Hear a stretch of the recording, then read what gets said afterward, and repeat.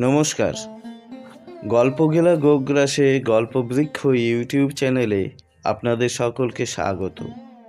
শুধুই দর্শক শ্রোতা, আমি আজ আপনাদের সামনে নিয়ে এসেছি জগদীশ গুপ্তের লেখা একটি অসাধারণ উপন্যাস, গতিহারা জাহ্নবী।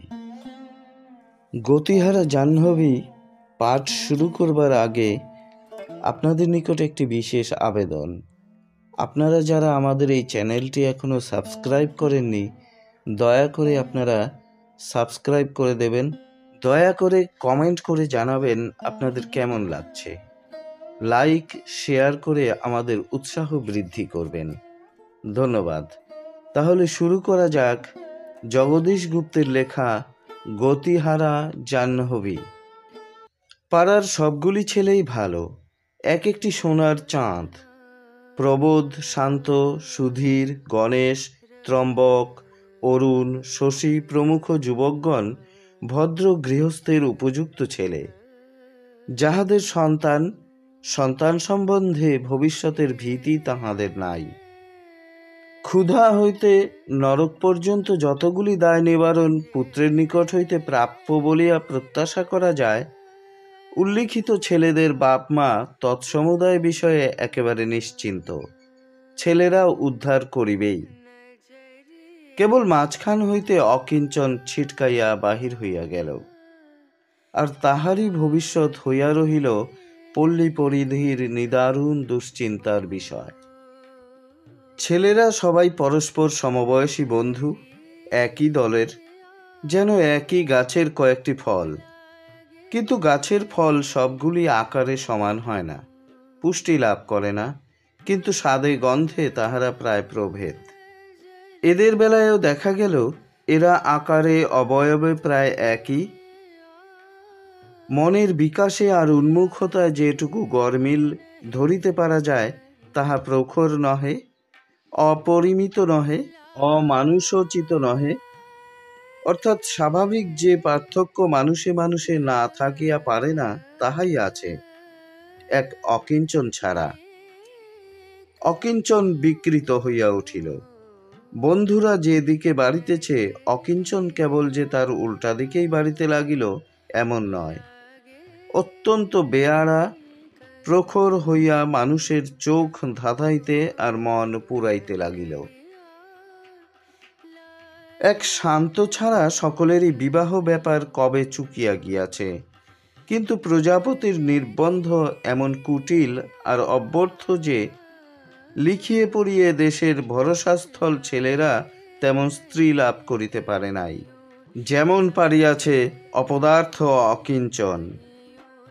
প্রবোধের স্ত্রী শীর্ণা, সুধীরের স্ত্রী স্থূলাঙ্গী, গণেশের স্ত্রী কৃষ্ণকায়া, ত্রম্বকের স্ত্রী স্থূলমধ্যা, অরুণের স্ত্রীর চক্ষু ক্ষুদ্র ইত্যাদি। অকিঞ্চনের স্ত্রীর নিখুঁত দেহ, চন্দ্রের মতো অশেষ তাহার দেহের লাবণ্য, অঙ্গের প্রভা, মুখের শ্রী, গঠন সুষমা তাহার অতুলনীয়। অত্যন্ত সচেতন মনে সেই রূপ বেশিক্ষণ দেখা যায় না। অকিঞ্চনের বিবাহোৎসবে জাঁকও হইয়াছিল তেমনি। কিশোরী তাহার বাপের একমাত্র কন্যা, আর রাধা বিনোদবাবুর ধন প্রসিদ্ধি দেশব্যাপী। কুটুম্ব সুখ হিসেবেও এ বিবাহ যথেষ্ট সার্থক হইয়াছে। কিশোরীর পিতা রাধা বিনোদবাবু অকিঞ্চনের পিতা জগবন্ধুবাবুর সহপাঠী ছিলেন। দুজনায় তখন তুইতুকারি ইয়ার্কি চলিত, তারপর ছাড়াছাড়ি হইয়া যায়। তারপর ফাল্গুনের গোধূলি লগ্নে সেই পুনর্মিলন ঘটিয়াছিল অতিশয় সৌভাগ্য জ্ঞান আর সন্তোষের মাঝে। ঘটা আহ্লাদ হইয়াছিল খুবই। কিন্তু সকল শোভা উৎসব হাসি গানের অনতিক্রম্য ঊর্ধ্বলোকে রূপের জ্যোতিষ সিংহাসনে স্থান পাইয়াছিল কিশোরী নিজে। সম্প্রদানের পর কন্যাপক্ষীয় পুরোহিত জয়চক্র স্মৃতিতীর্থ "আপনারা মাকে আশীর্বাদ করুন" বলিয়া অবগুণ্ঠন তুলিয়া ধরিতেই সভা থমকিয়া গিয়াছিল। এত কোলাহল চঞ্চলতা এক নিমিষে নিঃশব্দে নিস্তব্ধ হইয়া গিয়াছিল, এবং এত শয্যা, এত আলো, এত বর্ণ, এত স্পন্দন অনিন্দনীয়তা অতিক্রম করিয়া সভার সম্মুখে বিরাজ করিয়াছিল আনত আননা কন্যার মুখের সেই পেলব পুলক স্মৃতি। তাহা অনুপম। ক্ষণেকের জন্য সকলেরই মনে হইয়াছিল এই কন্যা ভুবনমোহিনী কমলার অবিরামবাহী আশীর্বাদের যে বৃত্ত মুখশ্রীতে বহন করিয়া আনিয়াছে, তাহাই আমরা নতশিরে গ্রহণ করিলাম। তারপর বোধহয় সেই রূপের সূত্রেই কৃতজ্ঞ হৃদয় হইতে আশীর্বাদ উত্থিত হইতেছিল, বধূ, তুমি সুখে থাকো। তারপর আরও মনে হইয়াছিল, যাহার আচরণে এই রূপের ওপর ছায়া পড়িবে, তাহার অপরাধ হইবে ক্ষমার অযোগ্য। সেদিনকার সেই বিস্মিত স্মৃতিটি একটা আঘাতের মতো অনেকের মন হইতে আজও মুছিয়া যায় নাই। দেশে একটা সাড়া পড়িয়া গিয়াছিল, বউ এনেছে জগবন্ধু। ঢোলের সঙ্গে কাঁসি আর সানাই বাজাইতে বাজাইতে জগবন্ধু বধূ লইয়া ঘরে ফিরিলেন। তাহার গৃহের যাবতীয় প্রাণী বধূ দেখিয়া পুলকিত হইল।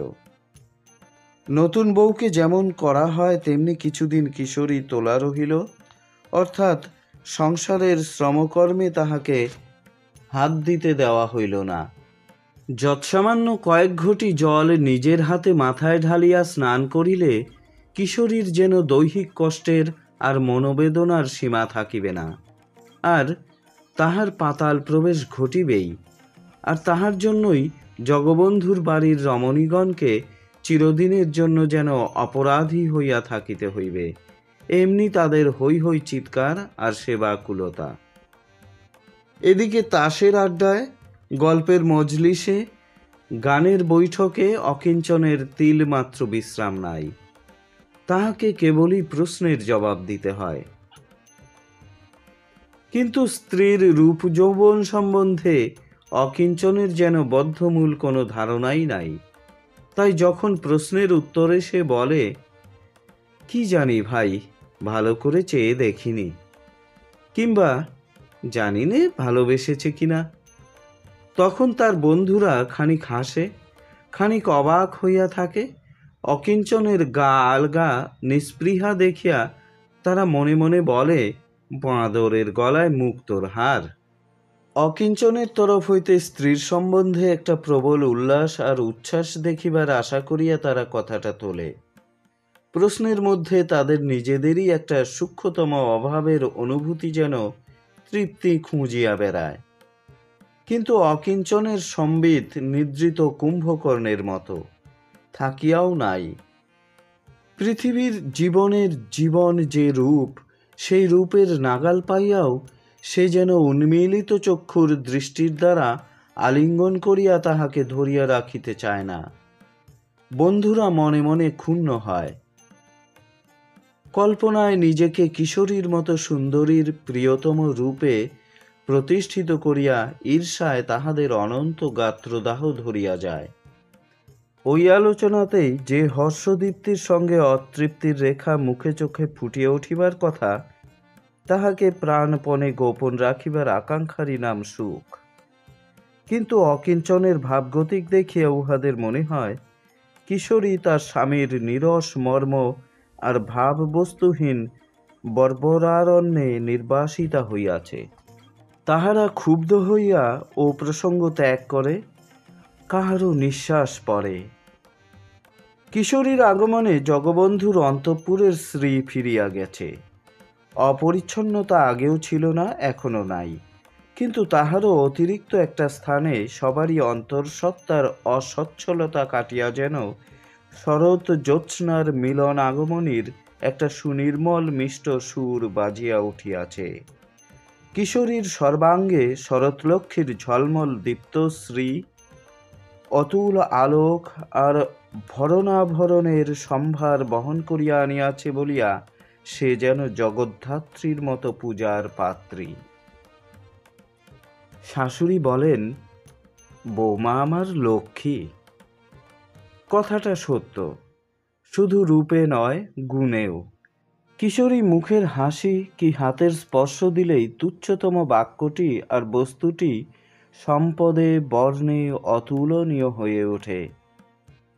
যাহা এতদিন মানুষের দৃষ্টি এড়াইয়া গেছে, কিশোরীর গুণে তাহাই এখন অপূর্ব হইয়া দেখা দিতে লাগিল। ছেলেরা কিশোরীর সঙ্গে এক থালায় ভাত খাইবার জন্য ঝগড়া করে। কিশোরী ভাতে হাত দিলে সেই ভাতে স্বাদ নাকি ভালো হয়, এমনকি তাহাকে লইয়া কাড়াকাড়ি। কিন্তু অকিঞ্চন সেসব কিছু বোঝে না। মনের কোন কথাটা আবরণ দিয়া ঢাকিয়া রাখিলে বেশি করিয়া ফোটে, কোন কথাটার জবাব দিতে গিয়া সেই কথাটাই ভুলিয়া যাইতে হয়, কোথায় অকারণ কথাটাই গোপন কারণে ভরপুর হইয়া দেখা দেয়, এইসব নিগূঢ় ব্যাপার ঘটোৎকচের শাস্ত্রজ্ঞানের মতো অকিঞ্চনের অন্তর্লোকের একেবারে বাহিরে। তার মনে যেমন ক্রীড়াশীলতা নাই, তেমনি বীরাময়তাও নাই। উহাদের অভাবে সে অন্ধ। শয্যার ধার ঘেঁষিয়া কিশোরী শুইয়া থাকে, কেবল তার পদতল দুটি শয্যার প্রান্তে দেখা যায়, আর সব আবৃত। কিন্তু তার পা দুখানির দিকে অকিঞ্চন চাহিয়াও দেখে না। কোনো সূত্রেই এই কথাটি তার মনে পড়ে না যে ওই আবরণের নিচে যে আর হইয়া শুইয়া আছে, সে মনে মনে চুপ করিয়া নাই। খনিতে হীরার মতো তার সুকুমার হৃদয় আধারে সুকোমল কত স্বপ্নের মুহুর্মুহ উদ্গম আর স্বপ্নে স্বপ্নে বিচরণ ঘটিতেছে, তার ইয়ত্তা নাই। কত কথা সে মনে মনে ভাবিয়া রাখিয়াছে। প্রভাত হইতে এখন পর্যন্ত মনে মনে সে কত প্রশ্নের সৃষ্টি করিয়া তার উত্তর সাজাইয়া সাজাইয়া ভাঙ্গিয়া আবার গড়িয়া কত হাসি হাসিয়াছে। আর সেই প্রশ্নোত্তরের জটিল গ্রন্থিমালার দিকে চাহিয়াই তার মন দুচোখ মেলিয়া জাগিয়া বসিয়া আছে। অকিঞ্চনের মনে আসে না সে তাহারই প্রিয়তম। প্রিয়তমার অভিসারের পদধ্বনি তার কানে পৌঁছায় না। কিশোরী দিবাস স্বপ্নে অভিসারে যাত্রা করিয়া নীরব নিভৃত নিশীথ রাত্রে তার একান্ত সন্নিকটে আগমন করে। কুঞ্জে কুঞ্জে সে কুসুম বিকশিত দেখে, কল্পনায় অকিঞ্চন তাহা দেখিতে পায় না। প্রতীক্ষায় মর্ম উদ্ঘাটিত করিবার মতো সূক্ষ্ম রসবোধ তার নাই। অকিঞ্চন চুপ করিয়া শুইয়া পড়ে। চিত হইয়া ঊর্ধ্ব দিকে চোখ রাখিয়া বলে, তোমার দাদা বিদ্যে জাহির করবার আর স্থান পেলেন না, বিদ্যে ফলিয়ে ইংরেজিতে লিখেছেন আমাকে। আরে ইংরেজি আমরাও জানি, বলিয়া সিগারেট ধরায়। স্বামী ইংরেজি জানেন এ সুসংবাদে সুখবোধ করিবার বয়স কিশোরীর হইলেও কেবল সেই সুখটিকেই অনন্যসরণ হইয়া উপভোগ করিবার সময় সেটা নয়। নিজের ইংরেজি জানার খবরটা এত আক্রোশ সহকারে দিবার কারণ না বুঝিতে পারিয়া কিশোরীর বুক দুরু দুরু করে। সে তো জানে না যে ইংরেজি জানা এই মানুষটি ইংরেজি জানা না জানা উপলক্ষে অত্যন্ত অপদস্থ হইয়াছে আজই। আড়ম্বর করিয়া সে শ্যালকের পত্র লইয়া বন্ধুবর্গকে দেখাইতে গিয়াছিল। তখন নবকুটুম্বের অকারণ বিদ্যা জাহিরের ধৃষ্টতায় অকিঞ্চনের অপ্রসন্নতার কারণ ঘটে নাই, বরং নিজের লোক হিসাবে সে গর্বই অনুভব করিয়াছিল। কিন্তু কে জানিত বন্ধুরা ইংরেজিপত্র দেখিয়া বিস্মিত এবং সন্তুষ্ট না হইয়া তাহাদের সমক্ষে সেই পত্রপাঠ এবং ব্যাখ্যা করিতে তাহাকেই বলিবে, এবং সে তাহা পারিবে না। তাহা সে পারে নাই দেখিয়া বন্ধুরা বলিয়াছিল, কি বলেছিলি শ্বশুরবাড়িতে? কিসের কথা? ইংরেজি জানার কথা? কিছুই বলিনি। তবে ভদ্রলোক ভুল করলেন কেন? তা তিনিই জানেন। তবে ফেরত পাঠিয়ে দে এ চিঠি তার কাছে, আর লিখে দে গোটা গোটা অক্ষরে বাংলা করে পাঠাও। এটুকু শুনিয়াই এবং বাকি বক্তব্য না শুনিয়াই অকিঞ্চন শ্যালকের উপর ক্রুদ্ধ হইয়া ফিরিয়া আসিয়াছিল এবং কৃতবিদ্য আপনার লোক বলিয়াও শ্যালকের প্রতি তার মার্জনার ভাব এখনো পর্যন্ত হয় নাই। কিশোরীর সঙ্গে উগ্রতর এবং সাময়িক কথা বিশেষ কিছু নাই, সুতরাং শ্যালকের ওপর রাগ করিয়া শ্যালকের ভগিনীকে ইংরেজি জানার কথাটি সে জোরের সহিতই জানাইল। খানিক হুস করিয়া সিগারেট টানিয়া অকিঞ্চন অনতি পুরাতন স্মৃতির জগৎ হইতে এবার অন্য কথা আনিয়া বলিল, কথাটা সুখদ।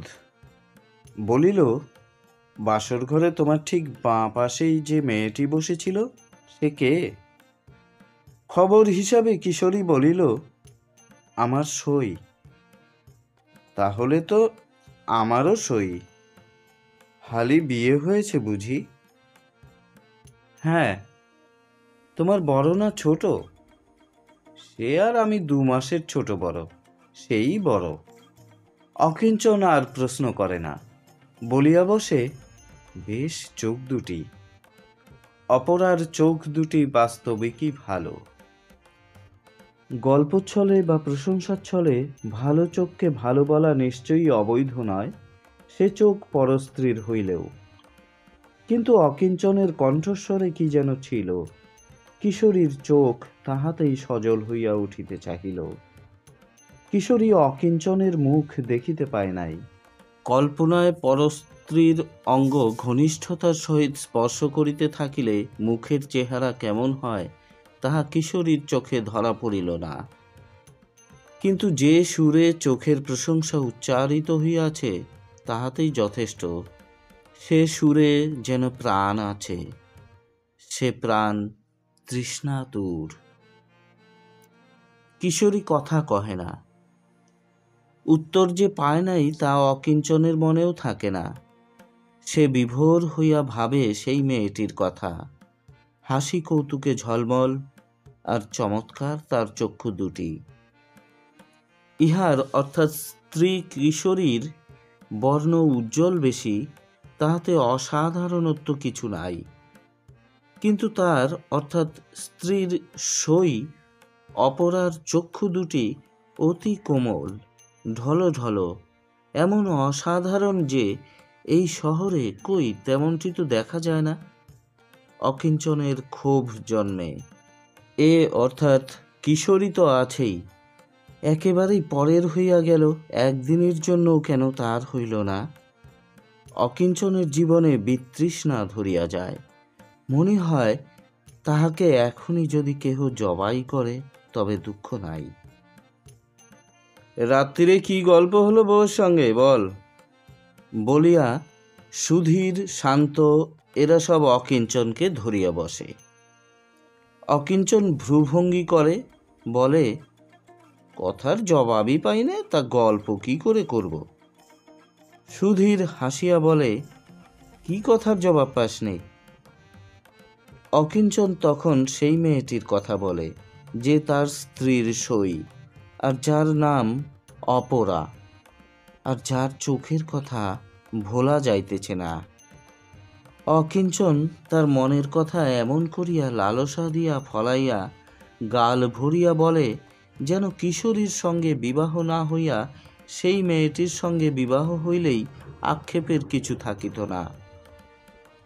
শুনিয়া শান্ত বলে, অজরাজ। অরুণ বলে, ছি শান্ত, অজরাজ বলিস নে ওকে। অকিঞ্চন জিজ্ঞাসা করে, অজরাজ মানে কি? পাঠা প্রধান। কেন কেন? পাঠা কেন?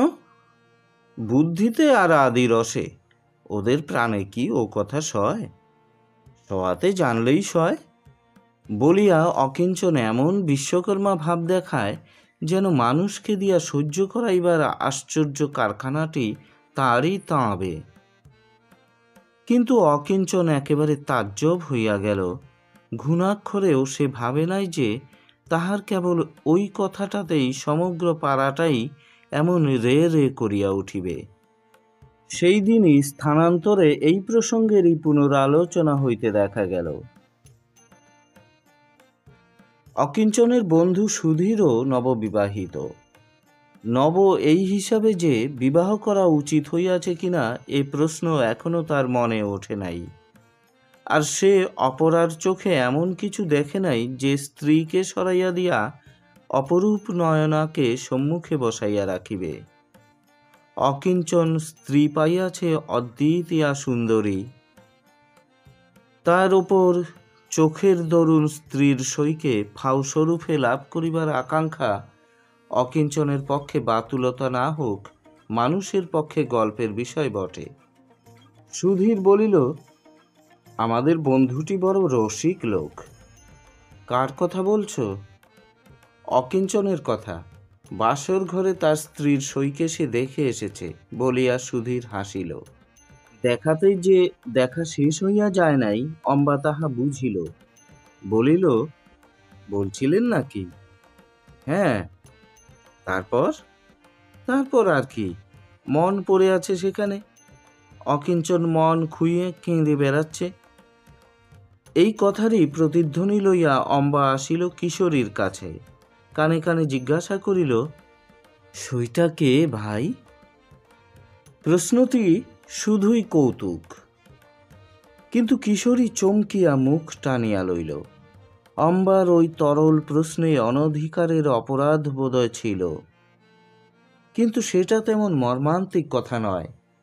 কিশোরীর মন পূর্ব হইতেই ওই সম্পর্কে বেদনায় ভারাক্রান্ত ছিল বলিয়া কৌতুকটা সহ্য করিতে পারিল না। কথাটা রাষ্ট্র হইয়া গিয়াছে, পরিহাস কৌতূহল হাসি টিটকারির সৃষ্টি করিয়াছে। এসব কঠিনই বটে।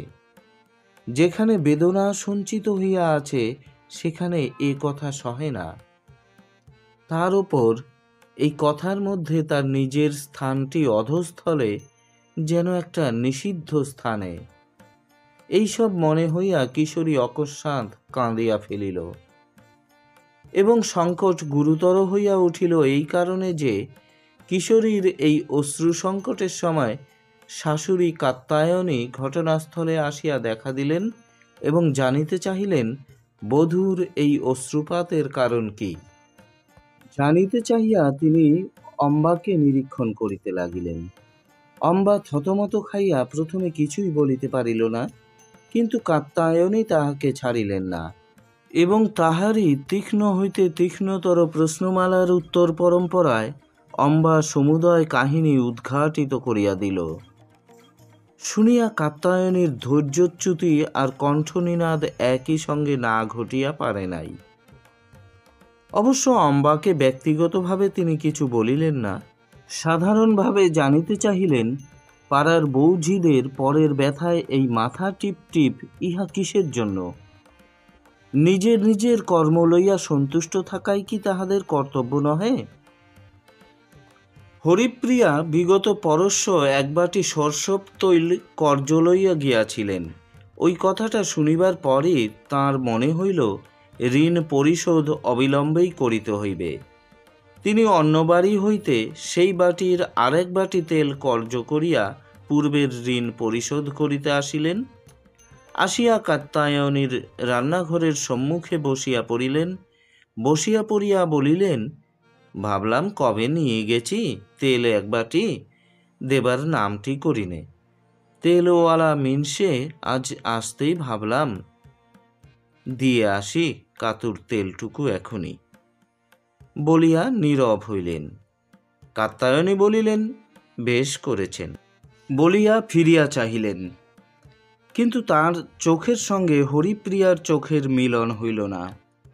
হইলে হরিপ্রিয়া স্পষ্টই দেখিতে পাইতেন ঋণ পরিশোধ সম্পর্কে ত্বরান্বিতা ঋণীকে আপ্যায়িত করিবার আগ্রহ আপাতত উত্তমনের নাই। কড়াইয়ে তেল, আর সে কড়াই আগুনের ওপর। তেলের ভিতর জল তরকারি ছ্যাঁক শব্দ করিতে লাগিল। কাত্যায়নীর হিতার্থে হরিপ্রিয়া পুনরায় বলিলেন, তেলটুকু তোল বোন, এখুনি কাগে মুখ দেবে, তোলো। তুলি, বলিয়া কাত্যায়নী তাড়াতাড়ি হরিপ্রিয়ার বাটির তেল নিজের পাত্রে ঢালিয়া লইয়া কড়াইয়ের অভ্যন্তর সম্পর্কে নিরতিশয় ব্যস্ত হইয়া উঠিলেন। অর্থাৎ হরিপ্রিয়ার মনের কথা তিনি টের পাইয়াছেন। হরিপ্রিয়া বারোয়ারি হিতার্থিনী, আর মানুষের কুৎসিত আচরণ তাঁর সহ্য হয় না, এবং সেইটাকে কায়মনোবাক্যে বাধা দেওয়া ছাড়া ভালোবাসা জানাইবার জন্য উপায় তাঁর জানা নাই। হরিপ্রিয়া বিধবা, কবে তিনি বিধবা হইয়া ফিরিয়া আসিয়াছেন তাহা কেহ জানে না, কিন্তু সবাই জানে চির দুঃখের এই কথাটাই যে কেবল সেকেলে বিধবা বলিয়াই তিনি সুবিমল পবিত্রতার আর কঠোরতম স্পষ্ট কথা ও বিচারনিষ্ঠার যে কোঠায় পৌঁছিয়া গেছেন, সেখানে তাঁর আসন মণিনির্মিত, আর তাহা অনশ্বর। চুল তিনি খুব কাটো করিয়া কাটিয়া ফেলিয়াছেন, সেই দিকে আর তার নিষ্কম্প চোখের দিকে চাহিয়া বুক না কাঁপে এমন বৌঝি দেশে নাই। বলা বাহুল্য, হরিপ্রিয়া ইহাদেরও হিতার্থিনী, খুবই ভালোবাসেন। সুতরাং তেলটুকু নিরাপদ স্থানে পৌঁছাইয়াছে দেখিয়াও কাজ শেষ হইয়াছে বলিয়া তাঁর মনে হইল না। দূরত্ব নিবন্ধন অসুবিধা বোধ করিয়া তিনি আর একটু আগাইয়া চৌকাঠের ওপর উঠিয়া বসিলেন। শূদ্রের থালা বাটি কিছু ছুঁইয়া না ফেলেন সে বিষয়ে সতর্ক হইয়া, এবং চারিদিকে চাহিয়া লইয়া হিতবাক্যের সূত্রপাত করিলেন। বলিলেন, এ কি দিনকাল এলো কাতু! যেন দিনের পর দিন যত যাইতেছে চেহারা তার ততই বিশ্রী হইয়া উঠিতেছে। কিন্তু কাত্যায়নী তখন মরিয়া হইয়া তরকারি ঘুটিতেছিল। উত্তরের জন্য একটু থামিয়া হরিপ্রিয়া বলিতে লাগিলেন, কথাটা বলতেও পারিনে, না বলেও পারিনে, সত্যি কি মিথ্যে তা ঈশ্বর জানেন। শুনলাম ছেলে নাকি বাসর ঘরে কাকে দেখে ভালোবেসেছে। বলিতে বলিতে দিনকালের দুর্ভাবনায় তাঁর মুখ কালি হইয়া উঠিল। কি যে স্পষ্ট কথাগুলি না ফুটিতে পাইয়া বুকের ভিতর ছটফট করিতেছিল, তাহারাই তার দম ফাটাইতে লাগিল। তাহা করিতে লাগিল কেবল তাঁরই প্রাণ। কাত্যায়নী কড়াইয়ের ভিতর হইতে চোখ তুলিতে পারিলেন না, কিন্তু তার মনে হইল কড়াই ভরা এই ফুটন্ত তরকারি ওই দুশ্চিন্তাম্বী তার মাথায় ঢালিয়া দিতে পারিলেই যেন অবস্থার উপযুক্ত ব্যবস্থা, অর্থাৎ সকল সমস্যা আর তর্কের যথোচিত অবসান হয়। কাত্যায়নী তবু স্বাভাবিকভাবেই বলিলেন, তোমার সেই কথায় কাজ কি দিদি? আর ছেলে কাকে ভালোবেসেছে তাই বা তুমি জানলে কি করে? বউকে সে শুনিয়েছিল তার সইয়ের কথা। মণি নির্মিত যে আসনে মানুষের সম্মতিক্রমে হরিপ্রিয়া বসিয়াছেন এবং চিরকাল বসিয়া আছেন, মনে মনে সেই আসনের ওপর তিনি উত্তপ্ত হইয়া উঠিলেন। কাত্যায়নী ঘটনা গোপন করিতেছেন। যে চৌকাঠের ওপর তিনি আসন লইয়াছিলেন সেখানে তিনি একটু নড়িয়া বসিলেন। বলিলেন, আমিও তো তাই বলি, অকিঞ্চন তো তেমন ছেলে নয়, কিন্তু লোকে যে বড় বলছে বোন, বড় কুৎসা করছে। করলে আর কি করব বলো? তুমিও তো লোকেরই একজন। অকিঞ্চন তেমন ছেলে নয়, যদি জানো তবে করুক না লোকে কুৎসা, তুমি চুপ করে থাকলেই তো পারতে। আরও ঢের কথা কাত্যায়নী বলিতে পারিতেন, কিন্তু ওই পর্যন্ত বলিয়াই আর দ্বিতীয়বার ধৈর্যচ্যুতি আর কণ্ঠনিনাদ একসঙ্গে ঘটিবার উপক্রম হইতেই তিনি মুখ ফিরাইয়া হরিপ্রিয়ার মুখের দিকে চাহিয়া ঢোক গিলিয়া, অবশ্য হরিপ্রিয়ার ভয়ে নয়, ব্যাপার নিজেরই গার্হস্থ্য ও কুৎসিত বলিয়া থামিয়া গেলেন, এবং তাঁর চোখে মনের যে প্রতিবিম্ব পড়িয়াছিল তাহাতেই যথেষ্ট কাজ হইল। হরিপ্রিয়ার সেই আসনে যেন আগুন ধরিয়া গেল। তিনি উঠিবেন। যতই তিনি প্রচণ্ডা হিতার্থিনী হন, যাহার হিত তিনি কামনা করেন, তাহার বাড়িতে বসিয়া মেজাজের খারাপ দিকটা দেখান তিনি পছন্দ করেন না। যুদ্ধক্ষেত্র হিসাবে বিপক্ষের গৃহ অনিরাপদ, দুর্বল দুর্গ বলিয়া তাহার বিশ্বাস। সুতরাং তিনি উঠিলেন। বলিলেন, যাই বোন, এখন তেলটুকু দিয়ে বাঁচলাম, আমাদের কি ধার সয়? বলিয়া হরিপ্রিয়া সসম্মানে বিদায় সম্ভাষণ করিলেন এবং অকারণেই এদিক ওদিক চাহিয়া ধীরে ধীরে পা ফেলিয়া দরজা গলিয়া অক্লেশে বাহির হইয়া গেলেন। এবং তারপরই দেখা গেল মূল কথাটা অধিকতর পল্লবিত এবং পত্রোল্লাসে অধিকতর রম্য হইয়া রটিতে রটিতে এইরূপ কমনীয় আকার ধারণ করিয়া ব্রহ্মাণ্ডের সম্মুখে দাঁড়াইয়া আছে। শুধু দর্শক শ্রোতা, জগদীশ গুপ্তের লেখা গতিহারা জাহ্নবী উপন্যাসের প্রথম পর্ব আপাতত এই পর্যন্তই। আবার আগামী কোনো পর্বে আপনাদের বাকি অংশটুকু পড়ে শোনাব। ততক্ষণ পর্যন্ত আপনারা সকলেই ভালো থাকুন, সুস্থ থাকুন, দেখতে থাকুন বা শুনতে থাকুন গল্প গেলা গোগ্রাসে @গল্প বৃক্ষ। শুধু দর্শক শ্রোতা, আপনারা যারা আমাদের এই চ্যানেলটিতে নতুন, তাদের কাছে অনুরোধ, দয়া করে আমাদের চ্যানেলটি সাবস্ক্রাইব করুন। ভালো লাগলে পরিচিত জনের নিকট আমাদের কথা জানান। লাইক, শেয়ার, কমেন্ট ইত্যাদি করে আমাদের উৎসাহ বৃদ্ধি করুন। ধন্যবাদ।